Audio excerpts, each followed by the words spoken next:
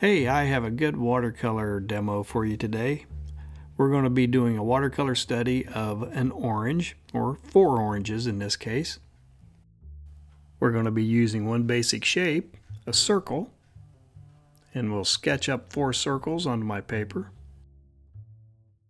Just get the motion going, that circular motion going before you drop your pencil onto the paper so that your circles don't have to be perfect, but they have that nice circular feel. And then we'll move into a little more of a sketching stage where we add a little more of the detail, a little more of the orange information. Working on those little navels. I'm going to essentially draw the oranges roughly in the same position so that the only thing that we're going to be modifying and changing is how we use the color on each one of the 4 oranges. I'm also tightening up a little bit of the structure on the outer edge and tightening up those loose or initial loose marks and give it a little more orangish shape. Oranges aren't perfectly round, but they're pretty close.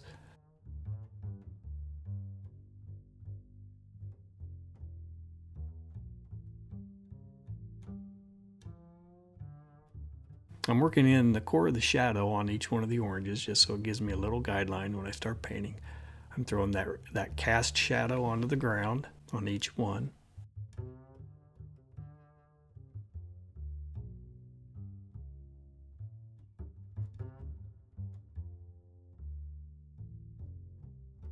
So my light source is coming from the upper right on each one.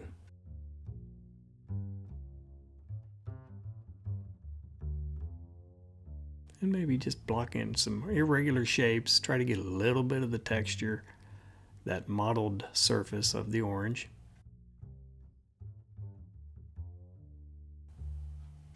So a little more work, a little more information in that rough sketch, blocking the highlights. I'm just kind of indicating where the highlight will be. It's a very light mark. It's something that I can erase later after the watercolor's done. And then we'll transition and get into the color. So in keeping with this being a simple exercise for you to practice your color mixing and working with basic shapes, controlling modeling, we're going to be working with only 3 colors, yellow, red, and blue, the primary triad. The first orange is going to be just a mixture of the red and yellow to create the secondary color of orange, and we'll also, as this develops, we'll integrate some tertiary colors, red, orange, yellow oranges in there, and maybe just a smidge of the shade, some Payne's gray. Just dropping that color on, softening edges, grabbing some water, loosening up, feathering. Just trying to get a sense of form to this circle, just through the use of the value range of orange.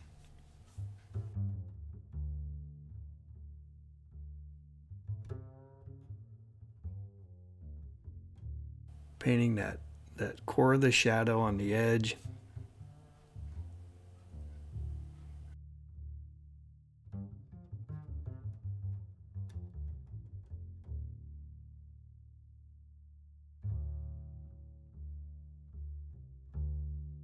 Lifting out that reflected highlight on the underneath side. Painting in the cast shadow. Everything's orange.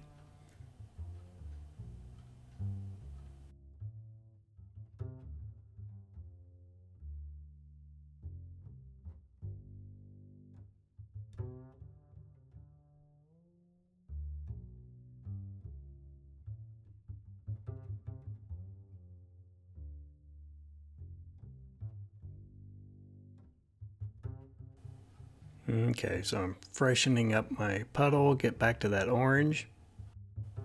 The second orange is going to be definitely utilizing the shade, the Payne's gray, to create a sense of a shadow and density to the color.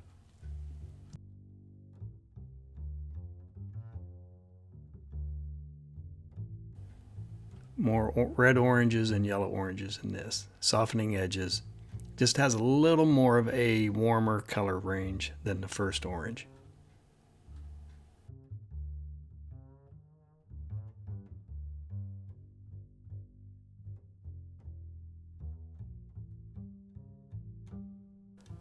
Feathering the edges, adding that cast shadow, trying to protect that highlight. Picking out that reflected light at the bottom.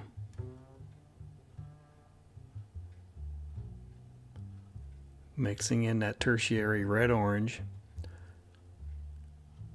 Really going after that. Gives a little more form.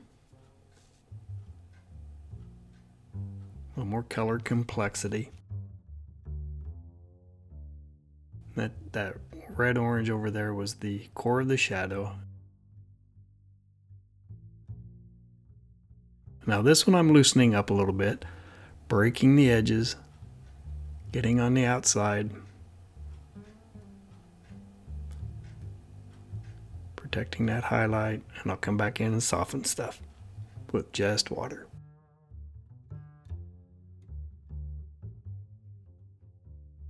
Just loosening up the color that I applied wet on dry. It's still damp. I'm working on a Strathmore paper here, so it will hold the moisture a little longer than the student grade Canson. The left painting is going to be utilizing and introducing ultramarine blue into the color triad, so we'll start getting a little more density on shade and contrasting colors. And this is the point where you can really start running the risk of getting muddy colors and things like that when you introduce that complementary. And then the right orange, I will then also not only use the 3 red, yellow, blue, I'm also going to introduce the Payne's gray, the shade into it, so to get a full color range of value into the orange as well. And I'm doing the same thing, just coming in, placing down the base color, and then feathering out the edges, loosening it up. Try to get an irregular shape, and it's not a nice consistent gradient. It's kind of a mottled gradient because oranges do have that surface texture. Those oranges are very damp still, so I can come in and introduce my tertiary colors. I can pick out the colors, bring back a highlight. I'm going to drop that red orange into the core of the shadow on both.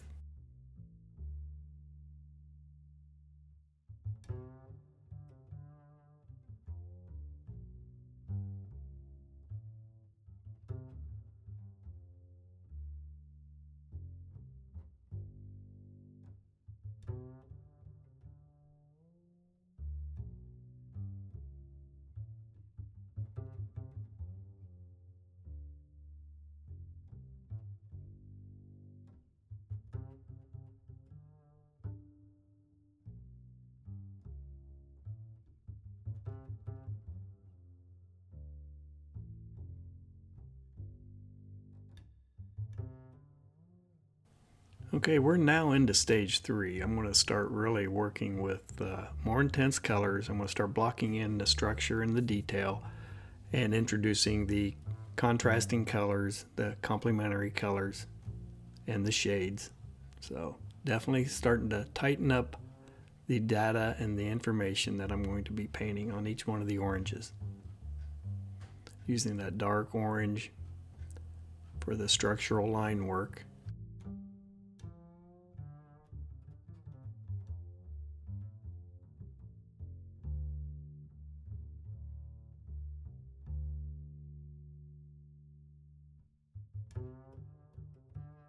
Testing the paper, I keep looking for wet spots. It may not be quite dry. I must be feeling some moisture on the paper. I don't want to transfer paint anywhere. And I'm making textural marks and adding that detail for texture.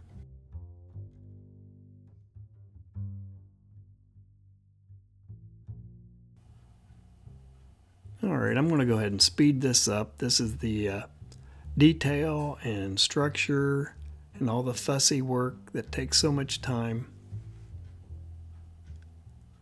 And I'm just going to bounce around all 4 oranges and work my way through.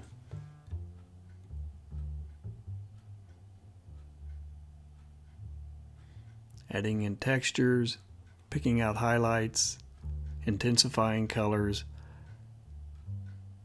Now on the second orange, definitely working with the range of yellows, reds, and oranges. But on this one, I'm also introducing the Payne's Gray, the shade component, and mixing it in with the warm colors. And that will give it some density.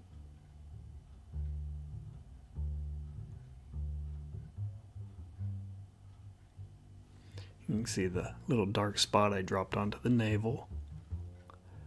And now I'm just picking out highlights, trying to get the form to read, the texture to read correctly. Intensifying the shadow, the core of the shadow.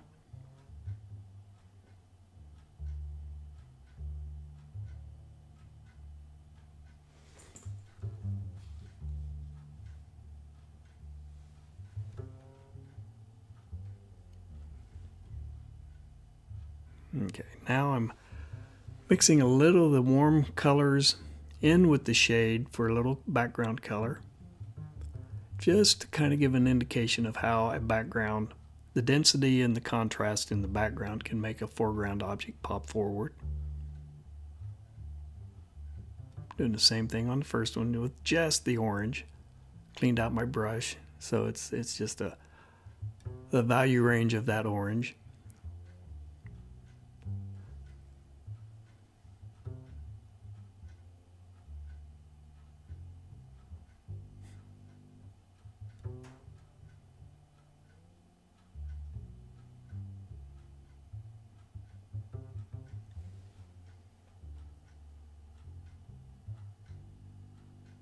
So I'm talking about my color selections there. And again, just 3 colors. Mixing up some purple. Looks like a red violet. And that's going on to the third one. Third one is going to integrate all 3 colors.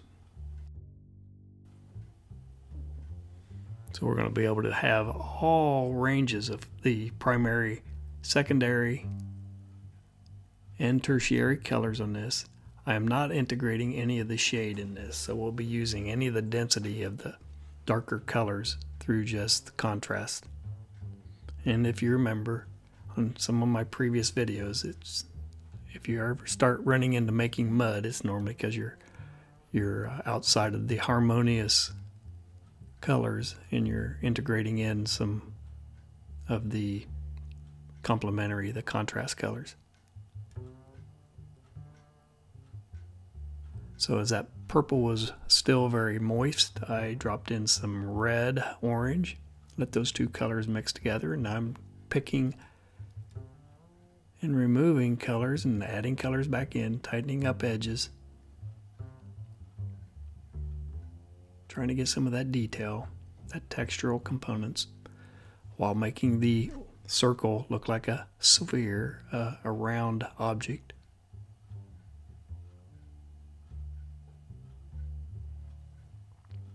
I just went in and rescued that reflected edge along the bottom. A little more contrast.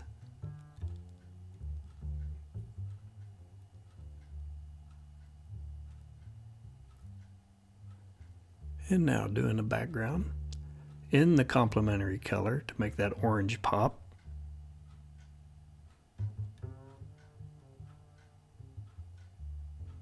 Integrating some red orange for a color transition.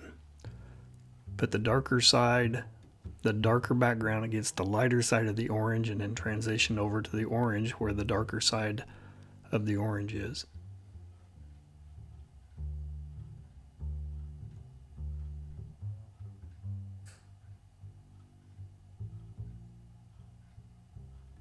textures.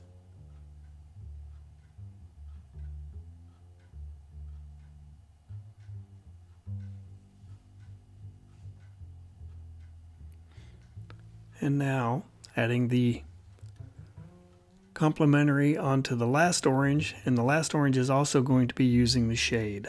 So some red violets, some red oranges coming onto the surface, softening those transitions. And then contrast.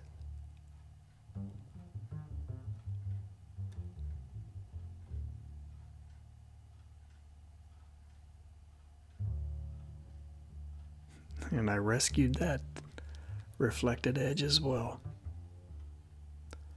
And now really going after some really dark darks with that shade. That's the Payne's Gray, so it's essentially a cool black.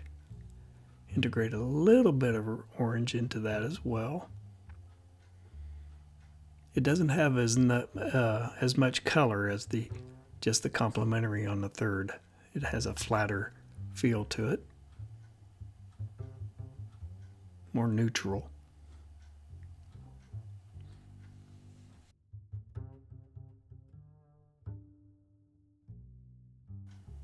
So now I'm just bouncing around, wrapping up the piece, adding some additional little pieces of contrast, a little more structure here and there, a little more texture, removing some of it, adding that little navel in there, a little more core to the shadow.